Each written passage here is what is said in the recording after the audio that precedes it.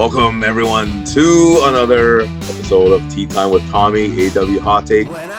Tommy Lee here with Norbz, Cabrera. Norbz, how's everything going today? Pretty good. It's been a wild week on AEW, so it's really good. It's very wild. So let's get started on it right now. It's been a wild week at AEW, as Norbz said, guys. So we'll go with the first topic, which was a really interesting one. One of my favorite parts of last Wednesday's AEW Dynamite. We had Jon Moxley and Bryan Danielson partnership. So with a question mark, of course. So what do you think, Norbz? Do you think there'll be a partnership between those two legends? You know what? I really don't trust Bryan Danielson because he's a man that just like Triple H in WWE, he's a cerebral assassin, and he's got into people's minds before, and he's got into Hangman Adam Page's mind while he was challenging him for the AEW Championship. And Bryan Danielson is that kind of guy. Is no stranger to playing mind games, and I think this is one of those things that he does best. On top of his in-ring ability, his technical prowess in the ring, like playing mind games with Jon Moxley of all people. I just don't understand that because Jon Moxley, with his history. With the kind of style, with the kind of person that he is, like he can pick up anything and everything when it comes to these wrestlers playing mind games. Like he can really strategically play those mind games and like really thwart them. So I think that this feud or partnership is gonna go a little longer. I think, but Bryan Danielson. It's just another day at the office where I'm playing mind games with people, and Jon Moxley is slowly picking that up. He's really thinking about it thoroughly. We don't know what to expect with these two. Yeah, but it's interesting, Norbs, is that I don't think they are playing mind games with. I don't think Bryan Danielson is playing mind games with Jon Moxley. I think he's actually serious. I think he believes in the coalition between him and Mox, that they can develop a great new clique in AEW, a new group, as you can say. So I think it looked like he was playing mind games, but I don't really think why was he got to lose, right? Bryan Danielson, why would he offer his hand for what? Like he doesn't want to fight him. So he's probably. I kind of thought, okay, maybe he is playing mind games, but then I'm like, wait a minute. If he's extending Jon Moxley, who's not any champion right now in AEW, what's Bryan Daniels really got to lose? I think he is. That's why I think he is serious in extending his hand. And of course, Mox was very, very confused as to why this is all happening, but Moxley didn't shut down either. He kind of looked like, you know what? Maybe 50% he thought was insane, but he was also thinking, maybe this is a good idea after all. So very intriguing plot in AEW, one of the most intriguing plots now, guys. So yeah, remains to be seen if that happens. Maybe we'll hear a word next Wednesday in Dynamite if Mox accepts Daniel Bryan's partnership. So yeah, before we go on, please comment below, guys, if you think that the partnership between Jon Moxley and Daniel Bryan is happening. All right, so topic number 2, of course, everyone's buzzing about it, is CM Punk versus MJF, a classic match. North, what'd you think of that? Absolute barn burner. Probably one of the best matches of the year so far in AEW. I mean, this is what they do best, right? They really deliver. Well, you know what? Let me just be honest here. The difference between those guys in Stamford, Connecticut, how they run the show, and AEW, how they run the show in Jacksonville, Florida, is fairly different. The way they're developing those characters and the way they're telling their stories is through the matches. And this is just one prime example, MJF and CM Punk. I mean, after weeks of a war of words, doing promos, I mean, they just laid it on the ring, and it was an absolute barn burner Barn of a burner, fight. Norbs. Yes, yeah, I love that word. I The use it a barn lot. burner. Absolute, and yeah, it was an absolute classic. It was a back and forth affair. MJF exchanging blows with CM Punk all over the ring, all over the stands, and CM Punk. His offense is absolutely amazing too. These two just like really exchange their styles to each other. I mean, it was it was MJF, like, with his underhanded tactics and really cunning abilities. Really got into CM Punk. I mean, I mean, in the middle of the match, MJF used his athletic tape to choke CM Punk to a submission, and the referee Bryce Remsburg caught MJF, and that's why the match had to continue on. And then at the very end, Wardlow's i- interference in the ring really says a lot about MJF's ability to be the top heel that he is, to win matches by any means. And I mean, like, yeah, CM Punk, a gallant effort. I think this whole contest is gonna linger on, possibly through Revolution, the next pay-per-view. But MJF, like, AEW is really putting this guy as one of the pillars of the company, and MJF with this character really says a lot about his ability, his delivery on the show, and the kind of character he is. It's really amazing how MJF have come about to this point. Yeah, and it's also well, once again, my esteemed co-host here has taken up the whole thing again, so I can't add anything. Thanks, Norbs. Do this every time, man. You can elaborate. You can elaborate. I'm Come done. on, buddy. Elaborate. Add on, buddy. Add on. I don't know. You just said the whole match. I can't say anything. I didn't say the whole match. Come on. How did MJF win the match at the very end? You Uh explain that. oh, I thought you already explained that. Did you explain it? How you won it? No, no. Okay. All right. So I will give you credit there, my esteemed colleague Norbs, to left at the end. But here's the thing. Okay, before I mentioned it, that was a good point, Norbs. Before I mentioned about the last ending part there, it's interesting how Wardlow came out and was it looked like maybe he might turn on MJF. I don't know if anyone thought of that. I don't know if you thought of that, Norbs, but it looked like Wardlow would turn on him because he hasn't been looking happy being MJF's little underling lately, right? So maybe this was a time, and then he had to face off with CM Punk, and and then he moved away and let CM Punk do whatever he wanted with MJF.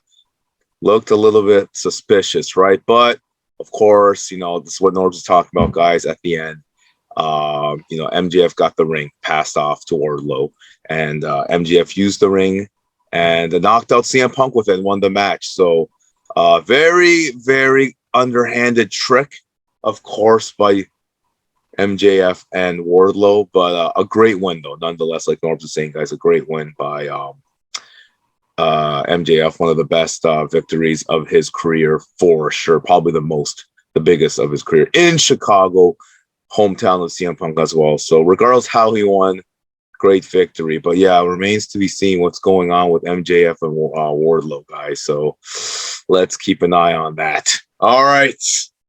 We're going to go on to topic number 3, of course. That is the Inner Circle having a family meeting next Wednesday. Norbs, please explain to the viewers what's going on with that.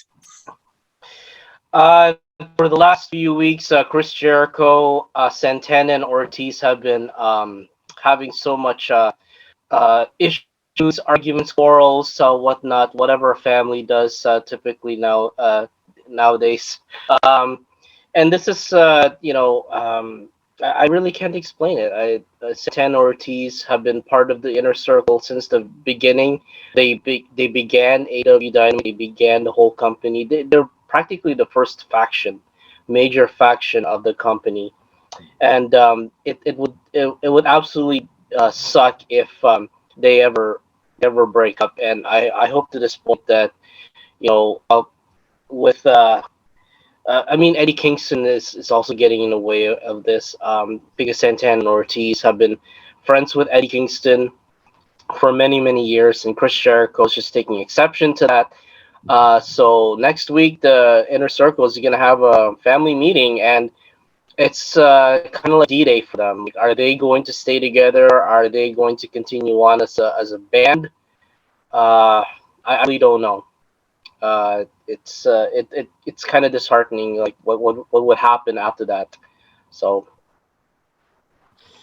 Yeah, yeah, like you said, Norbs. Basically, I think, honestly, it was interesting the last time they were in the ring. I guess it was a 6-man tag team with Ortiz, Santana, and Jericho, Danny Garcia, and his teammates as well.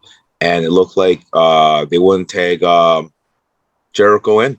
Now, was that coincidence or was it real? Like, they were just upset with Jericho that he made them, wrestle that night. Who knows what's happening behind the scenes in the Inner Circle? But I think it will shine a light on what's going to happen in next Wednesday's family meeting. I hope, Norbs and everyone, that they don't end their Inner Circle. It's one of the best groups that were ever formed. They were the first group, one of the first groups in AEW when AEW started. So hopefully it won't end, but will it end? So once again, guys, comment below. You think it's going to end the rivalry between, the Inner Circle? Do you think it's going to finally come to an end now?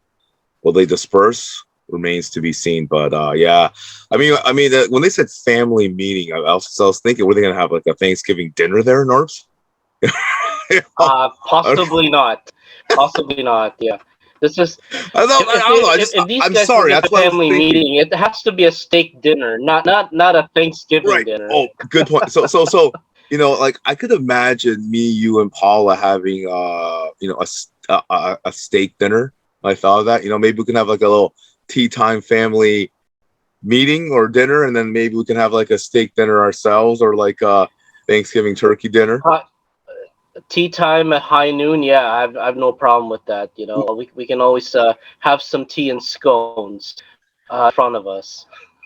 What did you mean by that? What are you implying with that, Norbs? Tea and scones. I don't have to have scones with tea all the time. Nothing wrong with scones. Like Starbucks love to serve those teas and espressos and their scones and their cake pops. So if we're gonna have anything like that, definitely we're gonna order some Starbucks. Hey, are you promoting Starbucks now? All of a sudden, what are you doing? They have to sponsor us first before we promote Starbucks. Coke before, so there's. I'm no stranger to free advertisement here. We can't be promoting. Look at my background here, man. We can't be promoting other companies. Don't sponsor us, Norbs. Come on now. What are you doing? Hey, we need sponsors, right? Come on. Get with the program. Starbucks, definitely. Hey, if you're watching Starbucks, I buy Starbucks coffee. So, but yes, we should definitely have our own tea time dinner, of course, on Norbs' credit card or Paula's credit card once again. So that's what's going to happen. That's what's going to happen. Or my brother's credit card. All right. Final topic of the day, guys. Here we go. So next Wednesday, the Texas Deathmatch. Lance Archer versus Hangman Adam Page for the TNT Championship title. Wow, there was a little skirmish that happened the last time between those two. Last Wednesday's Dynamite. Norbs, what do you think? Are you excited? I am looking forward to this match, actually, because Lance Archer is the Murder Hawk and Hangman Adam Page is a pure brawler. He knows his way around the ring, and he's facing Lance Archer for Texas Deathmatch. For all our viewers that don't know what a Texas Deathmatch is, it's a very, very barbaric match. It's worse than a no holds barred match, more violent than a lights out match. I wish this was a lights out Texas Deathmatch. Good point. Mix all the the pleasantries all in one. But yes, Lance Archer, Hangman Adam Page, have been duking it out the last few weeks. on Dynamite ever since Lance Archer returned in the ring after an injury. I mean, Jake the Snake Roberts, like, God bless this man. He's really feeding a lot more of that mind games and a lot of all those words of wisdom to Lance Archer to get into Hangman Adam Page's head, and it's gonna come to a head when they face each other in a Texas death match. It's a pretty barbaric one, folks. I've seen some Texas death matches, especially in Japan. Not like in live in person in Japan, but in YouTube and other clips out there. For those of you who do not know what a Texas death match is, I believe, if I remember correctly, you pin your opponent, and then after, if the opponent does not answer the 10 count, then they lose the match. So that is what the Texas death match is all about. Let's see if the rules if they haven't changed the rules. But it's gonna definitely be a barn burner there. Yeah, I mean, what you just said, Norbz, I think I can't wait to see it. Two great combatants, Hangman Adam Page and Lance Archer, two guys that just want to fight. Talk is cheap, right? So this is going to be a great match. Could be one of the best matches AEW history. Wait to be seen. Could it top CM Punk and MJF from the last one? We'll see, but it looks like it's going to definitely come to a head. A collision course between Lance Archer and Hangman Adam Page. And it was good to see our old friend Jake the Snake Roberts there with Dan Lambert. Of course, Jake the Snake Roberts was on our podcast a while back, so it was good to see him there as well. But yeah, it's going to be something. I cannot wait. So yes, good analysis, Norbz. And before we go, I think next week when we do this, with Paula, you gotta have some coffee, man. You gotta wake up, man. You don't seem awake right now. So I have my coffee. Although I did oversleep a little bit, but I have my coffee. I was ready to go. I don't know about you, Tom. Oh, I got mine. And I'm gonna drink some more Starbucks after today. Yes. So at your brother's expense. At my brother's expense, his credit card. Yes, but yes, guys, thank you again for joining Norbz and I. AEW Hot Take on Tea Time with Tommy. Stay tuned for more great episodes of Tea Time with Tommy. Norbz Cabrera and Tommy Lee signing out. Hey everyone, it's Brittany from Tea Time with Tommy, and don't forget to catch Tea Time with Tommy and click the subscribe button on Twitter, Facebook, Instagram, TikTok, and Spotify. And if you don't click the subscribe button, Tommy will be a very, very, very cranky old man. So let's not have that. So make sure you click the like and subscribe button.